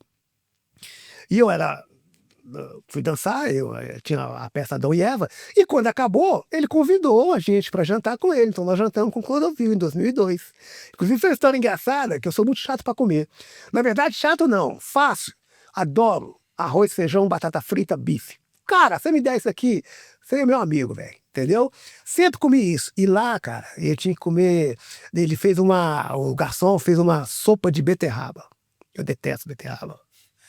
Mas, cara, você não tem você não vai falar que não gosta. Pelo amor de Deus, né? Peguei a beterraba e tal, e batendo papo, e vinhozinho, falando, então, beleza. Cheguei no camarim, telefone cheio de ligação da minha mãe. Ô, meu filho, aí falou um palavrãozinho, né? Você tá comendo beterraba? Aqui você não come, aí você comeu. Eu falei, mãe, eu tô na TV, como é que eu vou... Mãe é mãe, né? Eu falei, como é que você acha que eu vou... Falava um cara, falava, tá bom, tá. Aí eu falei com ela, não, eu tava fingindo. Eu realmente, eu colocava na boca, eu tive que comer, cara, sabe? Então essa história é engraçada também, né? Minha mãe, cara, porra, me deu mó isso. Em vez de falar assim, ó, eu vi, foi legal, cara, as vizinhas aqui estão tudo. Mas veja bem, foi em 2002, quase ninguém lembra, cara, só minha família, minha mãe, o pessoal, né? Nem meus amigos lembram mais. Então teve essa coisa também, que é legal, né? Da experiência, da comédia, que é muito bom, cara. Conta para as pessoas adoram essa historinha. Essa questão dos clubes de comédia aqui em São Paulo, você ainda tem hábito de frequentar? Não, o que acontece? Eu vejo muito ou pelo podcast, ou no YouTube, ou no Kaiowai, né? Passa não sei se podia falar o nome, desculpa. Pode falar. Que passa os stand-up das pessoas. Então eu gosto muito, cara, do Murilo Couto, Portugal, aquele menino que tem o programa agora, o Rafinha Bastos também era legal. E tem aquele que faz o Gentílio, né? Então eu vou vendo a coisa dos caras, e às vezes também para pegar uns piadas, né? Umas coisas. E você não tem vontade não de dar Já me chamaram. uma estrutura na carreira e ir para essa área? Então, eu já pensei. Uma vez eu fiz uma proposta num bar para contar piadas. Eu fiquei um tempo ali num bar. Era um restaurante ali na Vila Mariana, entendeu? E eu fiz um stand-up na inauguração de um bar do amigo meu também. Foi legal e tudo, mas eu tava focado na dança, né, cara? Então agora, eu tô a fazer 60 anos agora em setembro, dia 12. Né? Falta um ano para aposentar, um ano e pouco. Aí quando eu aposentar, aí eu vou... a pandemia acabou com a minha academia, acabou com as coisas, né, naquela época. Então, agora nós estamos reestruturando tudo de novo. Então, eu vou pensar nessa possibilidade, sim, cara. Muito legal. Mas vai ser difícil competir com esses caras. Eles são muito bons, cara. A gente tem que ser honesto, né? Eu sou bom, sei fazer aí, mas os caras são fantásticos. Mas não tem questão de competição, porque isso é um complemento, não Isso. maior e menor na arte, né? Acho que tem espaço para todo mundo. Não, eu acho que dá. Mas seria muita pretensão minha falar que eu vou atingir o nível desses caras, entendeu? Porque eu tive uma oportunidade, Deus me deu a oportunidade de ter esses talentos que eu tenho, né? De tocar, de cantar, de fazer essas coisas. Então, você acaba até se perdendo, porque é tanta coisa que você pode fazer, você acaba não fazendo nada. Em termos assim, na dança tudo bem, mas eu falo em outros projetos, né? Então, eu penso sim no futuro. Como era a questão da sua preparação física para isso aí? Porque para você tem que manter um corpo magro, você tem que manter, sempre. sobretudo, pés saudável e perna saudável, porque no exército, fui militar, a gente aprendeu que o pé é o coração do homem. Se você detonar o pé na marcha para o combate, Você não consegue chegar. Você que serviu também, o pé, cuidar do pé com o boot é fundamental. O bailarino e a bailarina também tem aquela questão, a bailarina ter pé feio, né? Tem aquela. Não, a unha dos meus pés tem uns probleminhas por causa da sapatilha apertada, aquela coisa toda. Mas assim, cara, a preparação física, ela é o seguinte, ela faz parte do seu trabalho e você tem que ter. Então você faz 1h30 de aula de balé todo dia, e ainda depois disso ainda complementa com outras aulas por fora. Então, cara, foi a vida inteira batalhando, fazendo aula. Então, assim, eu tenho sequelas, foi meu pé, eu tenho uma bolha debaixo do pé, uns negócios assim, mas você aprende a conviver, cara, entendeu? Você aprende a dançar machucado, você aprende a dançar com dor, entendeu? Tendinite, você acaba aprendendo a conviver com isso. É uma vida um pouco muito similar a um atleta, né? Você tem lesão. Não, é um atleta que dança, vamos dizer assim. É um atleta que dança, né? E você tem que ir para um show com lesão e ali esconder. Eu já dancei, pô, já fiz espetáculo à base de Voltaren, né, cara? Injeção. Né? Então, assim. Preparação como alongamento. Eu faço até hoje. Mesmo com 60 anos, eu ainda faço umas aulinhas, eu faço as coisas. Por que acontece? Eu sou professor de dança também. E geralmente a pessoa vai por vários motivos. Alguns vão porque querem emagrecer. E se chegar, o professor não tiver um aspecto legal, ela vai olhar e falar assim, pô, o cara vai emagrecer, não emagrece nem ele.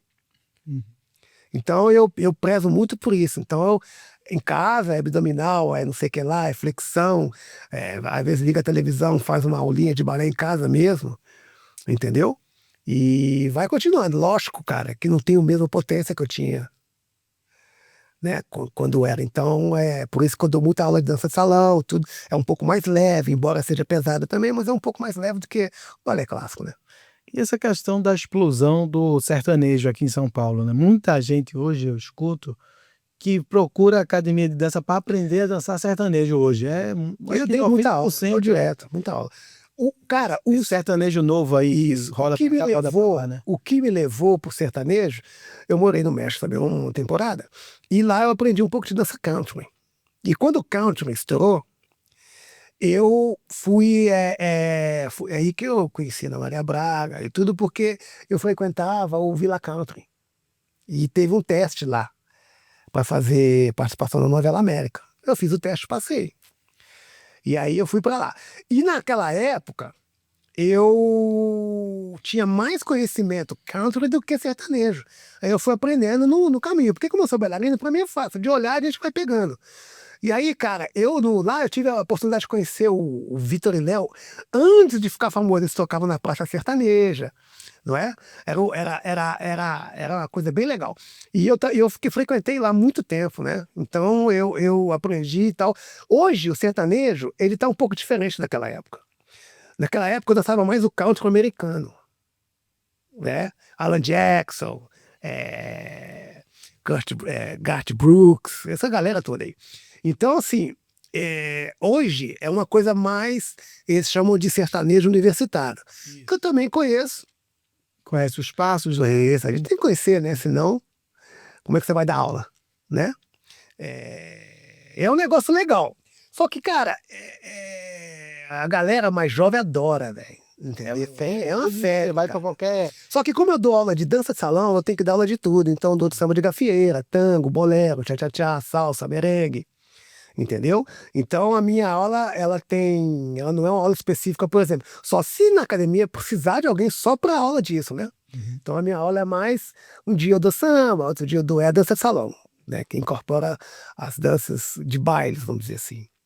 Inclusive eu fui diretor artístico do Piratininga, do Atlético Ipiranga, fui chefe dos personagens deles lá, trabalhei um tempo nas casas, foi uma experiência legal também à noite, né?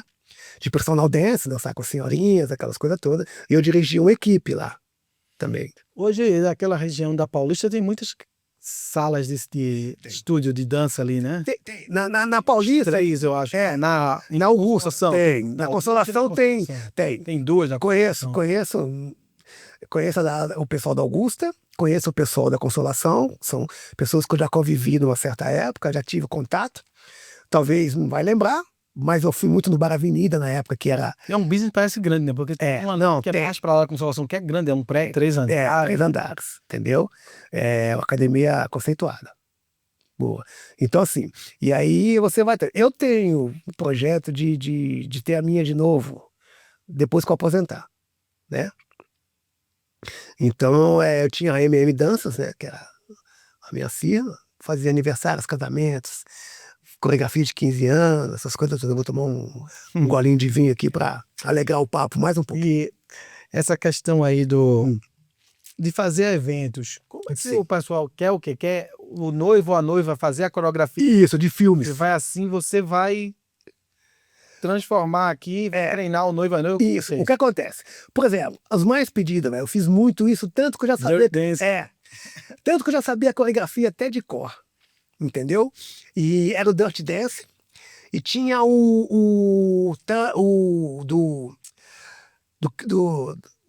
aquele cara grisalho, cara, que fez o filme de dança com a Jennifer Lopez. O fez Uma Linda Mulher. Isso. Como é que ele chama? Você sabe quem é? Eles adoram fazer isso também, né? Aquele filme Dança Comigo? Foi? Dança Comigo, isso. Que é um remake japonês, né, cara? Olha que louco. É um remake japonês. É um filme japonês, chama Dança Comigo. É a mesma história. Mesmo enredo, mesma coisa. Só que é um americano e é o Richard Gere. Richard Gere, como é que faltou? Isso. E é um remake de filme japonês, né? Tem esse, tem tudo. E às vezes a pessoa me pede, eu quero dançar a música do sertanejo universitário, dessa pessoa, eu quero desse cantor. Uma vez o cara me pediu a música do. Canta Another One, não. Como é que ele chama, cara? É tanto nome que você vai esquecer. Na hora que eu lembrar, eu falo. Aí eu falei, você vai e faz. 15 anos.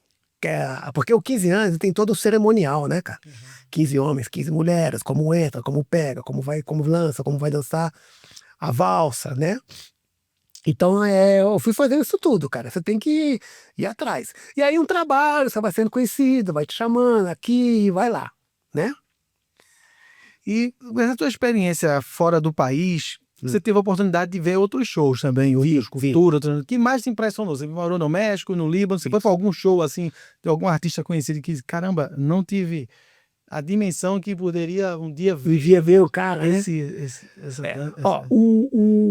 Em Beirute, é mais das pessoas conhecidas de lá, né? Que é o Milian Baraquete, que era a Ruaida Racha, um pessoal lá. Mas um show que eu lembro que me impressionou muito foi na rua, os mariachis no México. É fantástico, velho. Os caras, você chega com aquele chapelão, aquelas roupas, né, tal, e tocando. Cara, é fantástico, né? E tudo. E aí, lá, eu encontrei, cara, um cara que tocava trompete por causa do meu pai, né? Eu fiz amizade com ele era dos mariachis lá. Então foi fantástico. Olha só, o melhor show que eu vi pra mim na rua, cara, os mariachis. Falar de Michael Jackson aí, que você disse que teve um show de Michael Jackson aqui em São Paulo, então, uma única vez, né? Você conseguiu aí nesse show? Não. Ó, deixa eu te falar um negócio, é impressionante. Eu sou, assim, fã dele, tanto que carrego o Mike por causa dele. Só que eu tenho uma coisa comigo, cara. Eu não vou a shows, assim, de muita gente, porque eu vou ver o cara de longe. Não vou conseguir ver. Então eu prefiro ver depois em casa, no filme, vendo as coisas. Mas, né, eu fui no hotel, fiquei lá para ver se pegava um autógrafo, uma coisa assim.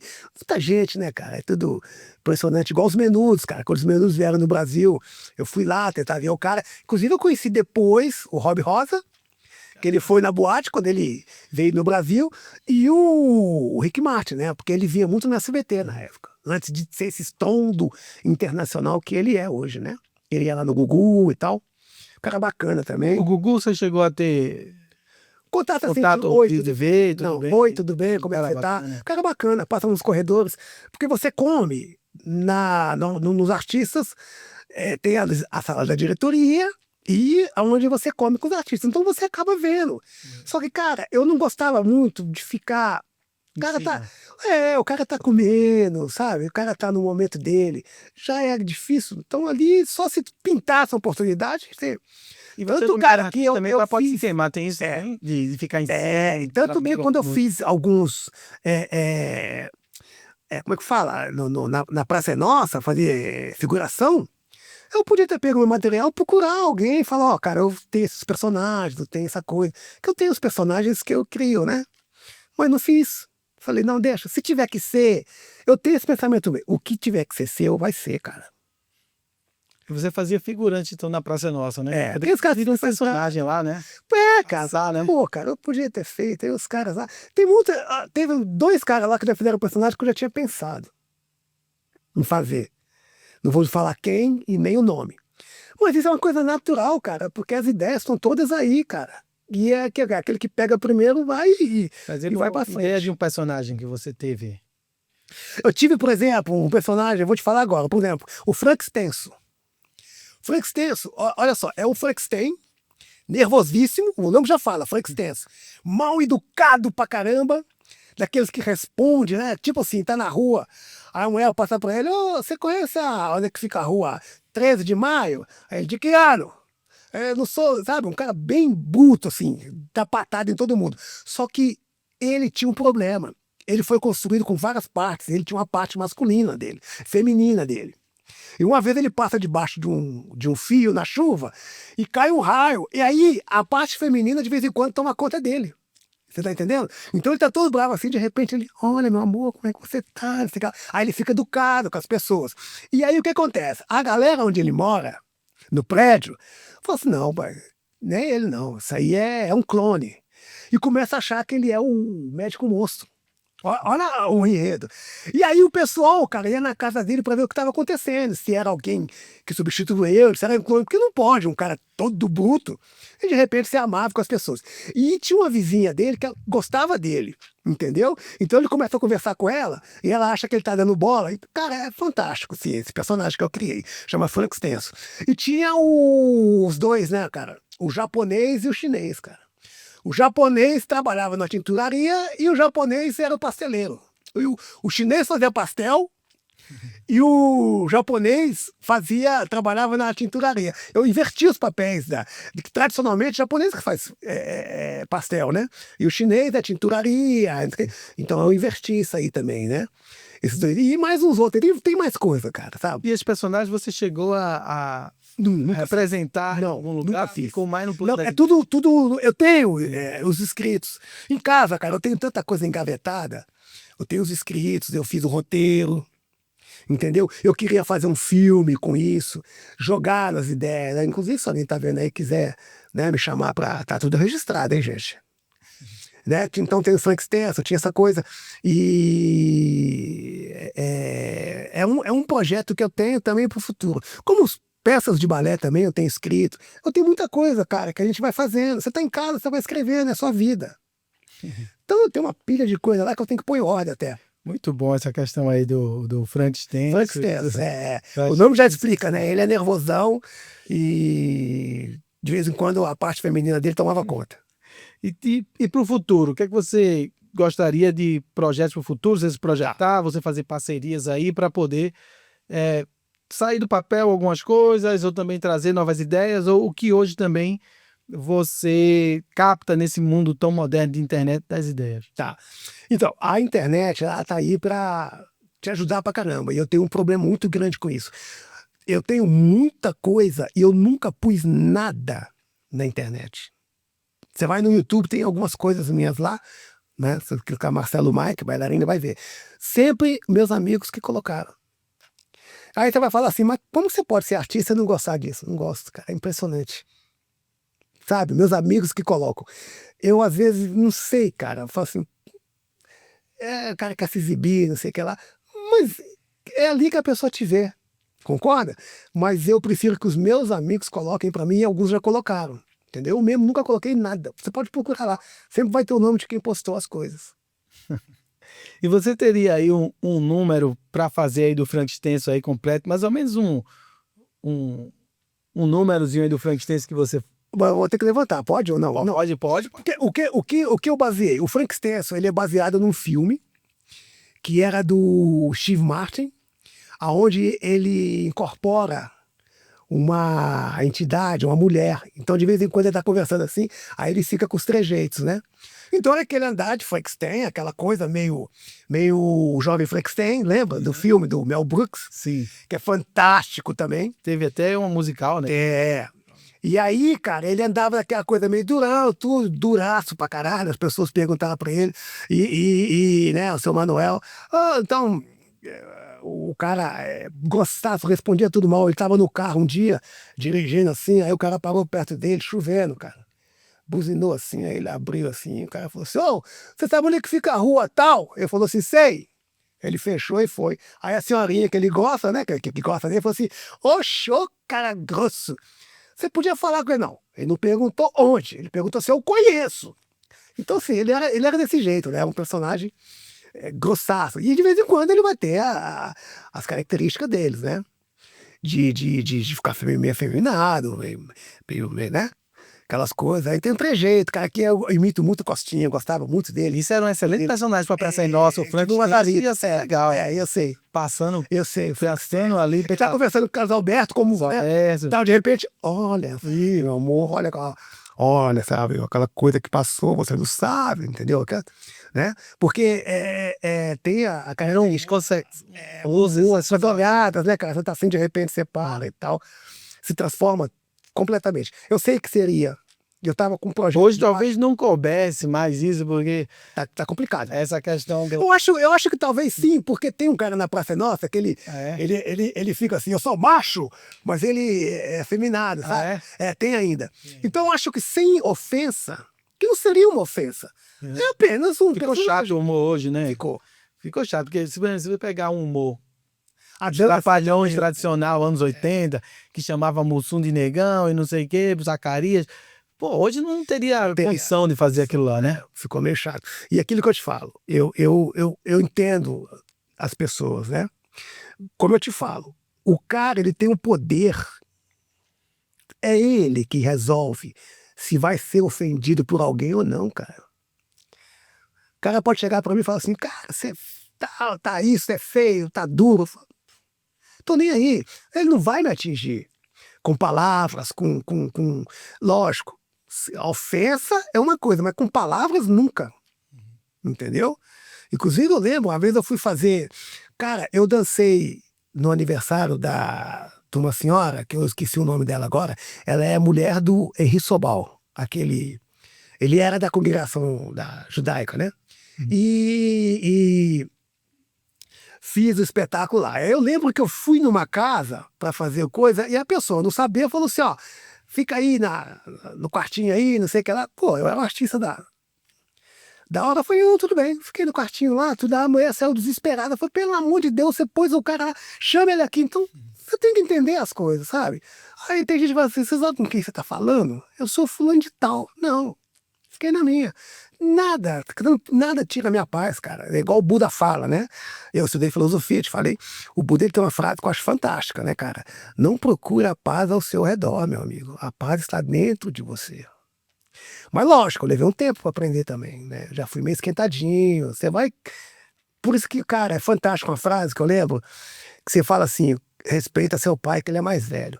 Cara, e é verdade. Depois que você fica mais velho, você não vai mais aceitando qualquer coisa, você não vai ouvindo mais qualquer música, você não vai mais bebendo qualquer coisa. Você vai se aprimorando, cara. Não é? Então é por aí. Legal. E essa sua formação de filosofia? Isso. Você fez o quê? Fez faculdade de filosofia? Ó, eu ganhei um curso da Anhembi Morumbi quando eu trabalhei num projeto que chamava, com a Fundação Morungaba, né? A gente trabalhava nos centros que chamava Clube Escola, aqui em São Paulo. Fiquei lá um tempo. E hoje eu completo com autodidata, né? Eu estudo bastante, eu gosto muito dos que tem aí agora contemporâneo, que é o Pondé, que é o Cortella, que é um cara mineiro, que é professor com os escritos do André Clóvis, entendeu? Eu ouço muito esses caras, eu vou ouvindo. Porque hoje, cara, eu decidi que o meu tempo vai ser com isso, com conhecimento. Então eu gasto muito tempo estudando, adoro física, cara, física quântica, adoro filosofia grega, os helenísticos. Eu não gosto, não é que eu não gosto, eu não estudo muito os atuais, sabe? Se você me perguntar aqui, vai dar problema, mas galera antiga, Epiteto, Sêneca, eu sou estoico, né? Eu gosto muito do estoicismo, que é uma filosofia, uma área da filosofia. Então eu vou estudando e vou enriquecendo. Mas não exerço, porque eu não sou filósofo. não tem nada a ver comigo. É uma coisa que eu fiz porque eu gostava de estudar um pouco isso, né? Não me considero, não, um filósofo. Nesse momento aqui do nosso podcast, a gente tem um quadro aqui que é uma brincadeira, uma alegoria, né? Eu vou colocar aqui essa lâmpada mágica aqui que representa a... Inclusive, eu fiz o Aladdin, né? Você pode contar aí essa... Eu fiz o Aladdin no AMB com um projeto aí. Fiz lá 2 espetáculos como o Aladdin. Eu vou fazer aqui essa alegoria com você para que você pudesse fazer 3 pedidos universais que você quisesse aí, representando que sairia o gênio da lâmpada e você poderia ter esses desejos atendidos. Que até você pediria. Cara, é meio clichê, né? Lógico que eu vou pedir paz no mundo, entendeu? Porém, eu acho que a gente não está preparado, a gente não veio aqui para isso, por causa que o ser humano é cheio de... Senão Deus faria a gente sem livre-arbítrio, vamos dizer assim, né? Ó, vai me obedecer e acabou. Então, é aquilo que eu falo, o livre-arbítrio, aí é um outro papo, aí já vou entrar na filosofia, não compensa. Mas eu queria, vou esfregar e vou pedir, né? Depois eu vou contar uma de gênero, que é legal. Pode, olha pra cá. Aí, eu vou pedir, paz no mundo, felicidade e alegria para todos, e um lugar de morar e comida. Isso aí né? Então é isso que eu desejo para a humanidade, tá bom? O cara, ele vinha andando na praia, ele tropeçou, saiu uma lâmpada. Olha pra cá agora. Tô que eu falei. O cara tava andando na praia, tropeçou, saiu uma lâmpada. Aí apareceu 3 caras. É um gênio, né? Pode fazer 3 pedidos. Aí o cara pensou assim, né, tal. Ele era mineiro, desculpa, mineirão. Aí ele pensou assim, falou assim, cara, eu sou de Minas, então, né? Eu vou querer um queijão. Aí o cara, deu um queijão pra ele botou debaixo do braço, todo feliz. Agora você tem o segundo pedido. Aí ele olhou e falou assim, cara, eu tô pensando bem aqui, eu acho que eu vou pedir mais um queijão, né? Aí, outro queijão, não aguentava nem segurar o queijo, cara, quase tropeçando assim. Aí o gênio falou com ele, você tem mais um pedido, o que você quer? Aí ele pensou com sua cabeça, falou assim, olha, eu quero uma mulher. Aí o gênio, deu uma mulher pra ele. Aí quando o gênio tava virando as costas, o gênio falou, escuta só, meu irmão, você podia pedir dinheiro, você podia pedir o que você quiser, você pediu 2 queijos e uma mulher? Por quê? Eu falei, cara, eu fiquei com vergonha, na verdade eu queria 3 queijão, né? Tinha esse e tem aquele, cara, do Fantástico do Gênio, que o gênio... o gênio apareceu e falou, cara, se você tem 3 pedidos, o cara queria sacanear o gênio, né? Eu quero ter 4 pedidos, então. Ele falou, tá bom, então, agora você tem 3. Então, de gênio tem vários, cara, mas fica mais nessa aí. Aí tem uns impróprios, né? Eu não vou contar agora, não. Mas... Pode contar. Não, do cara que... O cara tava chorando na beirada da praia, assim, segurando a coisa. Aí chegou um amigo dele, falou, o que foi, cara? Ele falou assim, cara, o que foi, cara? É o seguinte, cara, esfreguei aqui, nasceu o gênio, cara. Aí o gênio falou assim, você tem 3 pedidos. Aí, cara, eu falei, me deu 3 ovos, você quebra o ovo e faz o pedido. Aí eu peguei uns 3 ovos, cara, um caiu no chão. Quando um caiu no chão, eu falei assim, caralho, aí aquele monte de caralho em cima de mim. Eu falei, não, tira, joguei outro, aí o meu também foi junto, cara. Aí eu falei com ele, eu falei, cara, eu quero... Jogou o último, né, o último ovo no chão, né, e falou assim, eu quero... Só que ele era... Quando ele jogou o ovo, ele bateu no pé dele, cara. Aí ele falou assim, meu Deus do céu, e agora? Aí era o baralho que ele queria. Fica até com sem graça. Ele queria né? Aí queria um caralho, né? Aquelas coisas assim. Só que aí quando ele vai falar, ele era foioso, cara. Aí ele bate e fala assim, eu quero um caralho! Um baralho! Aí o gênio vai dar um baralho pra ele, velho. Aí tinha acabado os pedidos dele. Entendeu? Ele é meio desse gênio, né? Gênio da lâmpada. Tem mais umas, tem mais uma, mas eu acho pesada. Fica pra próxima. Maravilha. O nosso podcast hoje, a gente tem alcance em 20 países. E as ondas da internet, elas voam sem que a gente tenha controle, né? Certo. Viraliza aqui, a gente vai meter os cortes em todas as redes sociais, TikTok e tudo, e as pessoas às vezes fazem um remix em cima do Rose e vai que vai. E a gente pede para todo convidado aqui deixar 2 mensagens para as pessoas que estão nos assistindo ou nos ouvindo, né? Primeira mensagem é para quem está nesse plano aqui espiritual nosso, essa nossa finitude aqui agora. E a outra mensagem é para quem vai nos assistir daqui a 100 anos, porque a internet hoje Ela é fantástica. ela eu acho, vai bem na frente da nossa morte, e ela vai ficar aí, o podcast vai ficar aí no ar depois que a gente for embora, e a internet, creio que a internet só vai acabar quando o mundo acabar, agora, né? Isso. Então eu queria que você agora desse essas 2 mensagens, para quem está nesse plano e depois um recado para quem vai nos assistir daqui a 100 anos. Tá bom. O recado que eu dei, eu acho que eu já comentei aqui. A primeira é essa, né? Que a paz... perdão. Que a paz... Isso porque eu tô acostumado com câmera, né? É que a paz, cara, ela tá, como eu falei, não procure ela ao seu redor, cara. A paz está dentro de você. Então, cara, você dar conselho não é bom. Mas, cara, é você ser uma pessoa que, cara, viva amando os outros, cara, sabe? Como Jesus fala, né? Ame o próximo como a ti mesmo. Porque, cara, você pega a Bíblia, eu leio a Bíblia várias vezes, já vi, tô tentando entender ainda várias passagens. Mas, cara, eu acho a Bíblia, ela tem uma frase que se todo mundo usasse, acabava tudo no mundo, que é: ama-te ao seu próximo como a ti mesmo. Acabou. Se você amar alguém como você ama você, não tem mais guerra, não tem mais briga, não tem mais fome, não tem mais nada. Mas a gente sabe que é difícil. E a Bíblia explica por quê. Tem uma série de fatores que a gente não vai entrar aqui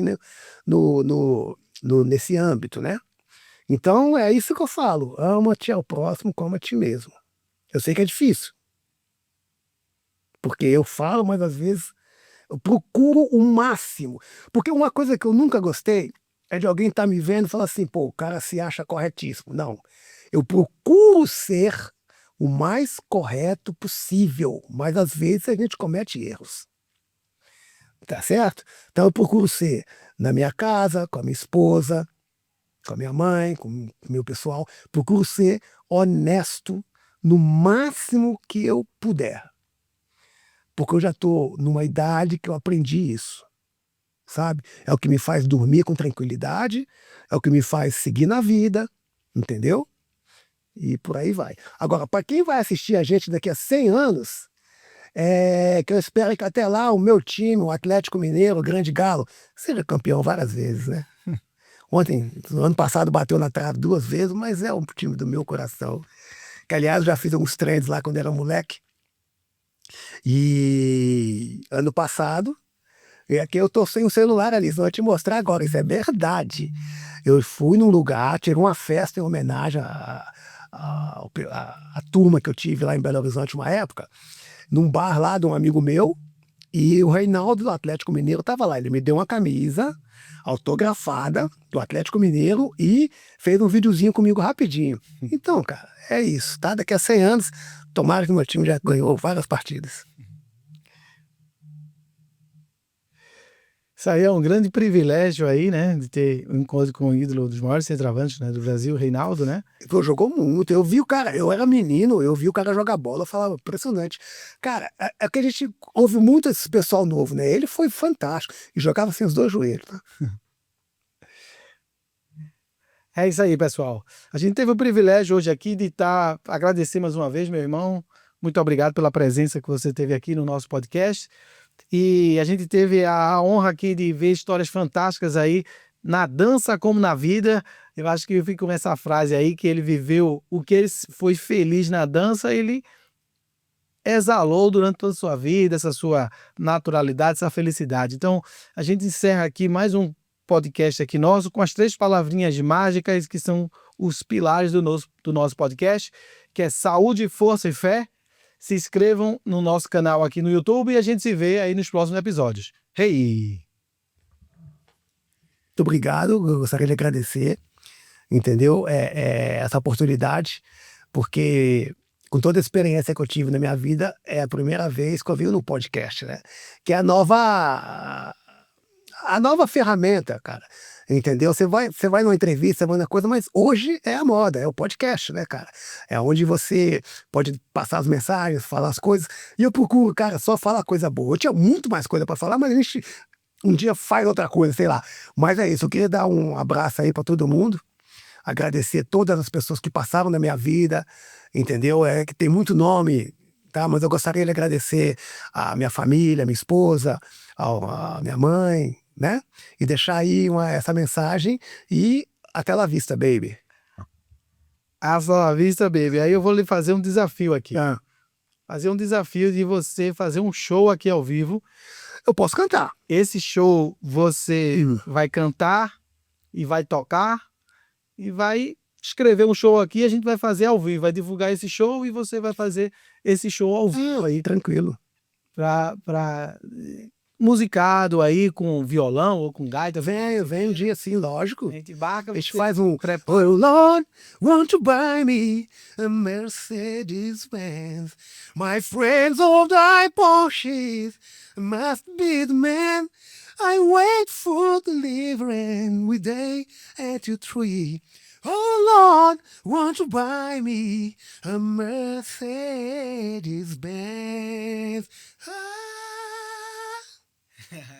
Foi de improviso, hein? O inglês também embromation, né? Mas tudo bem. É isso aí, pessoal. Então, agradeço a todo mundo aí. A gente vai fazer aí o show do Mike aí em breve. Sim, tal. E vai ser bacana. Quem sabe eu vou tirar meus projetos da gaveta, né? Vem aqui apresentar os projetos, tá? Certo. Saúde, força e fé pra vocês. Hey!